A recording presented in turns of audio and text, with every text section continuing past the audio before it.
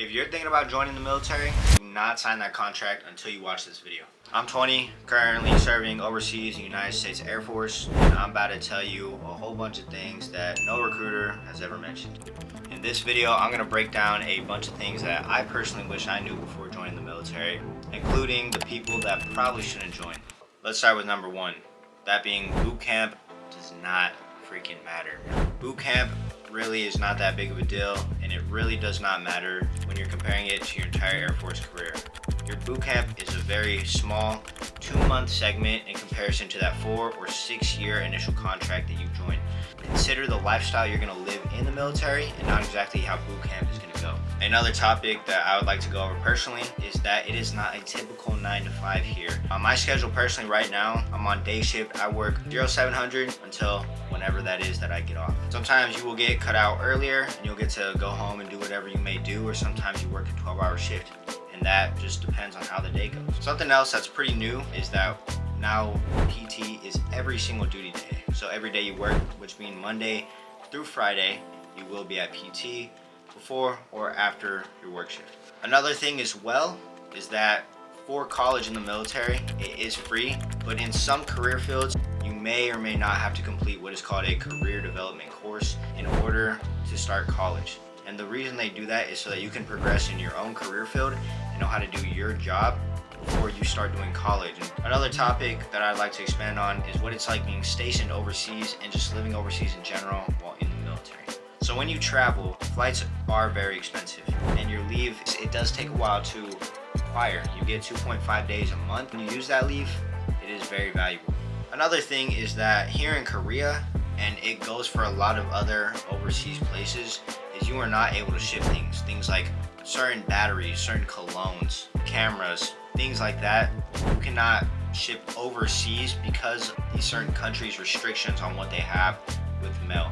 And if you do, it will most likely be stuck in customs for a few months, and you might never get that. Another topic that I wish I personally knew is that you will not be able to travel to certain countries given your security clearance and the fact that you are an active U.S. military member. There are places like Egypt or Mexico or even China that I'd love to visit, but due to myself having a security clearance, certain countries and certain regions do have security threats in which the military does not allow personnel to go to because of those certain threats. Next, I'm going to expand on the subject of people that I believe should not join the military. So if you find yourself to be one of these people, I would probably reconsider. Starting off with number one being people who hate structure or do not like being told what to do.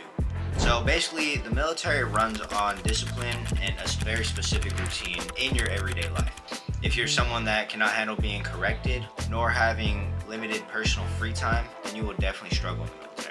Also, if you're a person that cannot handle being told what to do, even when you think you know better, this life will break you fast. You'll get through basic training, sure, it'll be a breeze, but day-to-day military life will end up feeling more like a prison if you don't care about personal growth or the mission in general.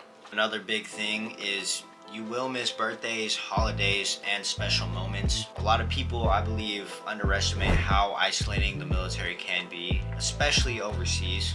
And if being far from those you love, your personal support system, breaks you down, the military will test you a lot more mentally than it ever will physically.